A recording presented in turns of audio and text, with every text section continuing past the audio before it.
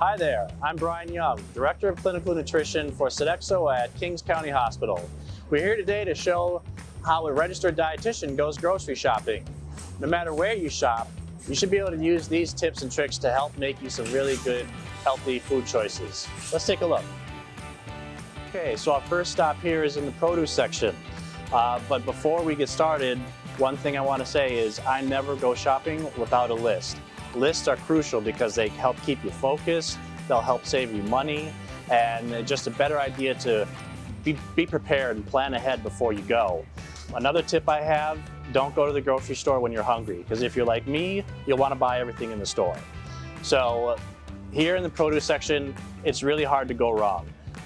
Fruits and vegetables are loaded with nutrients, vitamins, minerals, fiber, so you can really, load up on them and get a lot of nutrition, but they don't add a whole lot of calories. So it's a really good place to start. Items like this, like these little baby bell peppers, baby carrots, pre-washed salad and slaw mixes are great because it's a really easy way to get vegetables in your diet without a lot of preparation. My family and I have been using those items for years, just as a way to, throw together, a few mixed vegetables for your lunch. Okay, so here we are in the pantry aisle. Now, a well-stocked pantry will leave you poised to create some really healthy, delicious meals. So some of the staples that I like to keep in my pantry are things like oils, olive oil, canola oil. It's good to have a couple different kinds. Olive oil to make salad dressings and to finish dishes with. Canola oil to cook with, because canola oil can really stand up to the high heat without degrading. Vinegars, red wine vinegar, white wine vinegar, all add a lot of brightness and flavor to dishes, and you can make a quick and easy salad dressing out of olive oil and vinegar.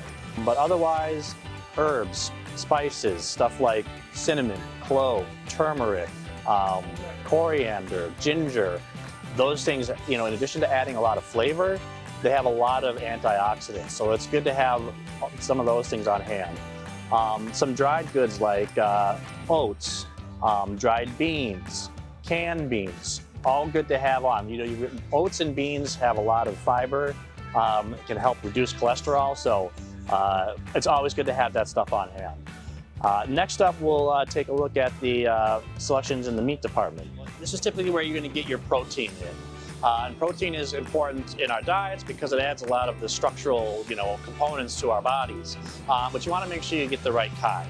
So if we're talking about animal protein usually has more saturated fat than plant protein. So typically beef and pork have the higher fat content. So you want to keep that to a minimum.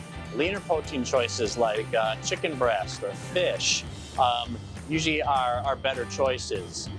Saturated fat is the kind of fat that can raise your cholesterol, so you want to keep that to a minimum. The other thing I would say to avoid is like processed meats like bacon and hot dogs and stuff like that, cured meats. A lot of the nitrites that they use to cure the meat have been shown to be carcinogenic. So I try to say, stay away from processed meats. You'll be doing yourself a big favor. Okay, so here we are in the frozen section. Now this is usually my last stop when I go grocery shopping, just because I want to, limit the amount of time that the product stays outside of the refrigeration. So frozen products can be really good and really convenient. Things like, frozen fruits and frozen vegetables are great. Nowadays, when the product is harvested, it's usually blast frozen and shipped really shortly after they take it out of the ground. So frozen is just as good as fresh. And it helps, it stays longer, and it's just a good thing to have, as a backup in your freezer.